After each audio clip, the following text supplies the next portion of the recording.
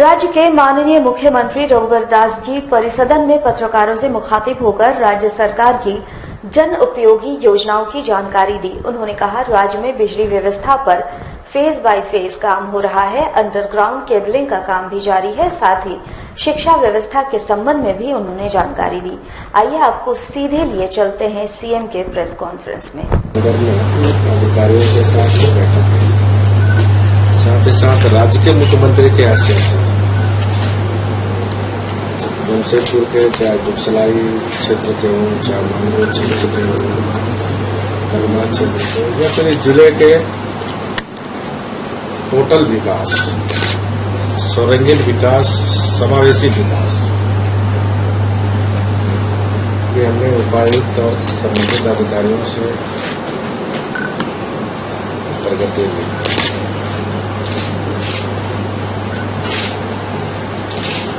विकास प्रगति पे है।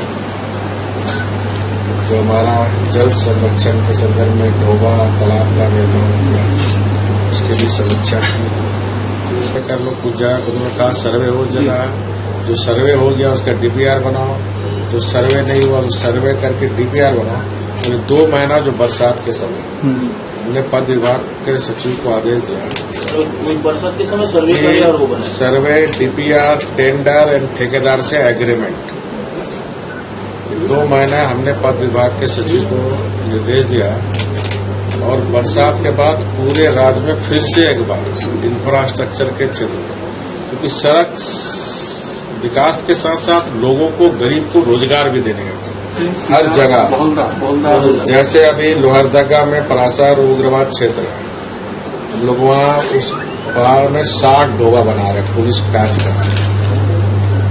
कानून के साथ समझौता हमारी सरकार नहीं करती।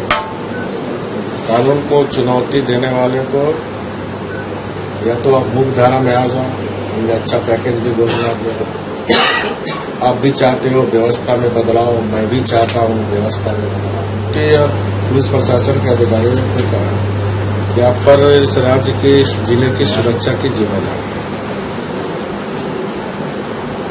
तो आप मूवमेंट करो फील्ड में। एक डीएसपी को 3-4 थाना का ड्यूटी करता है। हमने सभी डीएसपी को कहा कि शाम में आप 2 घंटा फील्ड में रहें और थाना आप सुपरविजन करें। हर थाना में आधा घंटा 1 घंटा बैठ के अब तक जो केस उस थाने में हुआ, उसमें कितने अभियुक्त गिरफ्तार हुए, कितने नहीं गिरफ्तार, क्यों गिरफ्तार, चेक एंड बैलेंस। हमने अगर डीएसपी नियुक्त किया तो अपनी जिम्मेदारी को आप समझो, और जो थानेदार लापरवाही बरतता है उसको 72 घंटे का समय दो, और 72 घंटा में वो एक्शन में नहीं आता, उसकी जगह पे थानेदारी की नहीं, उसकी जगह पे लाइन रहेगी। स्कूल खोलने के बाद स्कूल के बच्चे बच्चियां, कॉलेज के बच्चे बच्चियां, corporate sector, CCL, BCL, PUC कंपनियां के प्रतिनिधियों से भी वार्ता कर रहे हैं। पूरा जून महीना हम लोग बनाएंगे हरियाली शपथ पत्र दिवस। ये सोचता है गंदी राजनीति करके हम वाहवाही लूट लें, तो झारखंड की जनता अच्छी तरह जानती है। ये नीतीश कुमार जी को समझना चाहिए, ये अस्तित्वहीन झारखंड में जो पार्टियां हैं, इससे लेके मुंगेरी लाल का हसीन सपने पूरे होने वाले नहीं हैं। आज वट सावित्री की पूजा शहर में धूमधाम से संपन्न हुई। पति की लंबी उम्र की कामना करते महिलाएं वट वृक्ष की पूजा की और वृक्ष में धागे बांधकर विधिवत सुहागिन रहने की दुआएं ईश्वर से मांगी। वट सावित्री की पूजा शहर के विभिन्न हिस्सों में धूमधाम से की गई। महिलाओं ने उपवास रखकर वट वृक्ष की विधिवत पूजा अर्चना की और अपने सुहाग की सलामती की दुआएं मांगी।